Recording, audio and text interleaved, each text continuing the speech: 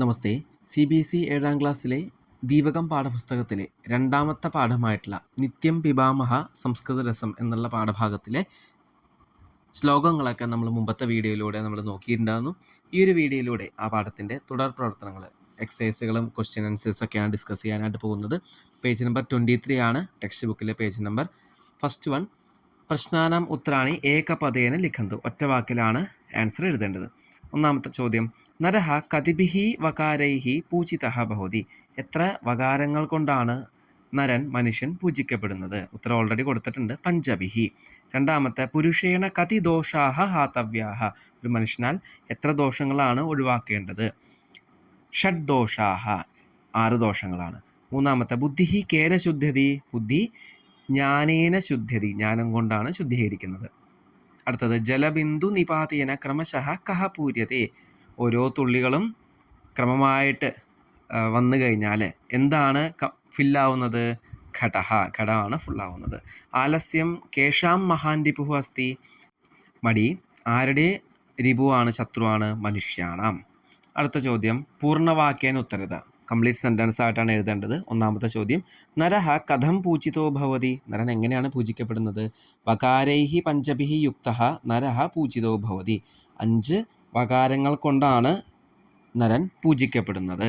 രണ്ടാമത്തെ, പുരുഷേണ കേ ദോഷാഹ ഹാതവ്യാഹ. പുരുഷനാൽ ഏതൊക്കെ ദോഷങ്ങളാണ് നശിപ്പിക്കേണ്ടത്? പുരുഷേണ നിദ്ര, തന്ത്ര, ഭയം, ക്രോധഃ, ആലസ്യം, ദീർഘസൂത്രത ഏതേ ഷഡ്ദോഷാഹ ഹാതവ്യാഹ. മൂന്നാമത്തെ, കസ്യ ബുദ്ധിഃ വിസ്താരിത ഭവതി.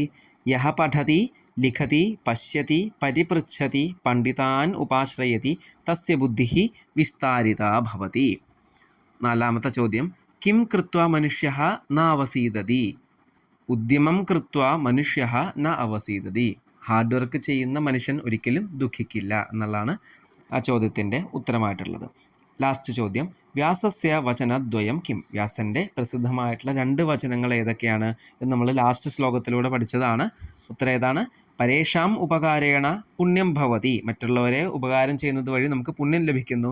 പരേഷാം പീഡനേന, മറ്റുള്ളവരെ പീഡിപ്പിക്കുന്നത് വഴി പാപം ഭവതി, പാപം സംഭവിക്കുന്നു. ഇത്യവ വ്യാസസ്യ വചനദ്വയം. ഇത് രണ്ടുമാണ് വ്യാസൻ്റെ 2 വചനങ്ങൾ. ഈ 2 വചനങ്ങൾ 18 പുരാണങ്ങളും വേദങ്ങളൊക്കെ വിഭാഗം ചെയ്തിട്ടുള്ള വ്യാസൻ്റെ 2 സന്ദേശങ്ങളായിട്ടാണ് നമ്മൾ കണക്കാക്കുന്നത്.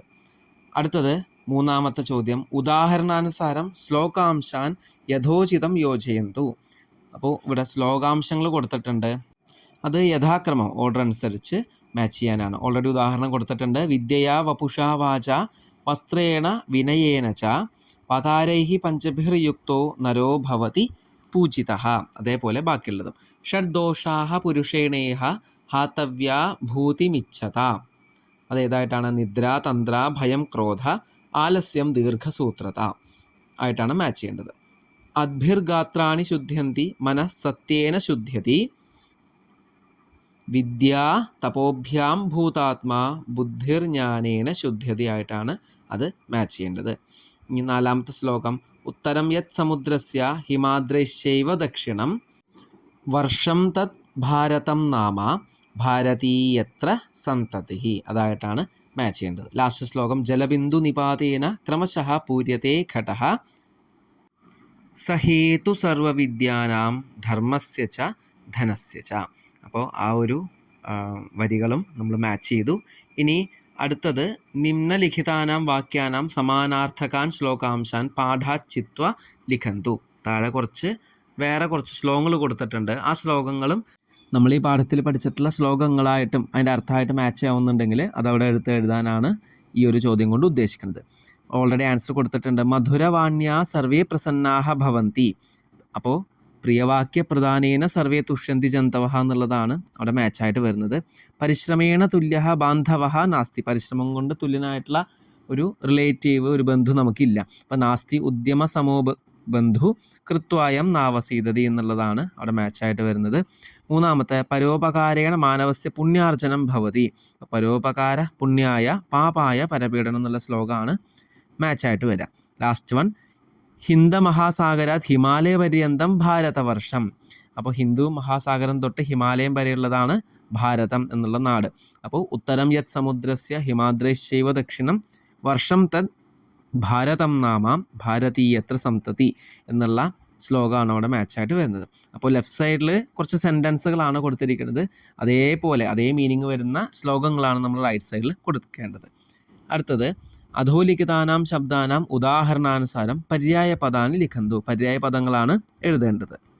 ഉദാഹരണം വപുഹു ശരീരം, ജലം എന്നുള്ളതിൻ്റെ പര്യായം സലിലം, ലോചനം നേത്രം കണ്ണാണ്, ധനം വിത്തം, ബുദ്ധിഹി മതിഹി, റിപുഹു ശത്രു.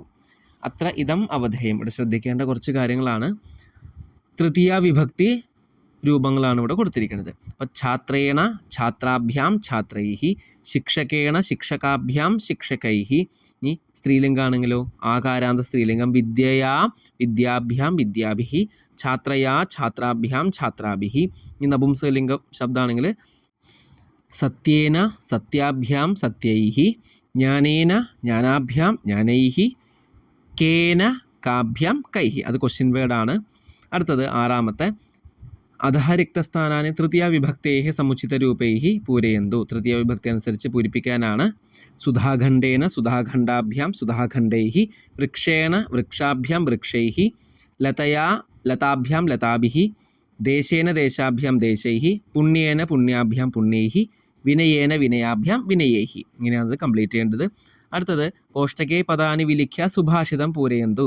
ബോക്സിൽ ആ മിസ്സിംഗ് ആയിട്ടുള്ള സുഭാഷിതം വേർഡ് വെച്ചിട്ട് അത് കംപ്ലീറ്റ് ചെയ്യാനാണ്. ഉത്തരം യത് സമുദ്രസ്യ ഹിമാദ്രൈശ്ചൈവ ദക്ഷിണം വർഷം തത് ഭാരതം നാമ ഭാരതീയത്ര സന്തതിഹി. അടുത്തത് പ്രിയവാക്യപ്രധാനേന സർവേ തുഷ്യന്തി ജന്തവഃ തസ്മാത് തദൈവ വക്തവ്യം വചനേകാ ദരിദ്രത. അത് കംപ്ലീറ്റ് ആയിട്ട് മിസ്റ്റേക്ക് ഒന്നുമില്ലാത്ത രീതിയിൽ കംപ്ലീറ്റ് ചെയ്യുക. നെക്സ്റ്റ് ഉപരിയുക്താനി സുഭാഷിതാനി പഠിത്വ റിക്തസ്ഥാനാനി പൂരയന്തു. സുഭാഷിതം കംപ്ലീറ്റ് ചെയ്യാൻ തന്നെയാണ് ഇവിടെ കൊടുത്തിരിക്കുന്നത്. ആലസ്യം ഹി മനുഷ്യാണം ശരീരസ്ഥു മഹാൻ റിപുഹു. അതാണ് ഒന്നാമത്തെ. രണ്ടാമത്തെ ഡാഷ് വചനേകാ ദരിദ്രത. അപ്പോൾ തസ്മാത് തദൈവ വക്തവ്യം വചനേകാ ദരിദ്രത. അതാണ് അവിടെ വരുന്നത്. മൂന്നാമത്തെ യഹ പഠതി ലിഖതി പൃച്ഛതി പണ്ഡിതാൻ ഉപാശ്രയതി എന്നുള്ളതാണ് അവിടെ മിസ്സിംഗ് ആയിട്ടുള്ള വേർഡ്സ്. അടുത്തത് സഹേതു സർവവിദ്യാനാം ഡാഷ് ധനസ്യ ച. അപ്പോൾ ധർമ്മസ്യ ച ധനസ്യ ച എന്നുള്ളതാണ് അവിടെ വരിക. ലാസ്റ്റ് വൺ വിദ്യാതപോഭ്യാം ഭൂതാത്മാ ബുദ്ധിർ ജ്ഞാനേന ശുദ്ധ്യതി. അപ്പോൾ വിദ്യാതപോഭ്യാം ഭൂതാത്മാ എന്നുള്ള ശ്ലോകത്തിലെ വരികളാണ്. ആ ഒരു 3 വാക്കുകളാണ് അവിടെ കംപ്ലീറ്റ് ആയിട്ട് എഴുതേണ്ടത്. ഇതോടുകൂടി ഈ ഒരു പാഠത്തിലെ അഭ്യാസങ്ങൾ നമ്മൾ കംപ്ലീറ്റ് ചെയ്തിട്ടുണ്ട്. ഇനി ഇവിടെ ഓരോ പദത്തിൻ്റെയും പര്യായ പദങ്ങൾ ഇവിടെ കൊടുത്തിട്ടുണ്ട്. അത് മനസ്സിലാക്കുക, പഠിക്കുക. ഈ വീഡിയോ നിങ്ങൾക്ക് യൂസ്ഫുൾ ആയെന്ന് വിചാരിക്കുന്നു. അങ്ങനെയാണെങ്കിൽ ലൈക്ക് ചെയ്യുക, നിങ്ങളുടെ കമൻസ് കമൻ്റായിട്ട് രേഖപ്പെടുത്തുക. അടുത്ത വീഡിയോയിലൂടെ നമ്മൾ 3ാമത്തെ ഭാഗം പഠിക്കുന്നതായിരിക്കും. നമസ്തേ, ധന്യവാദാഹ.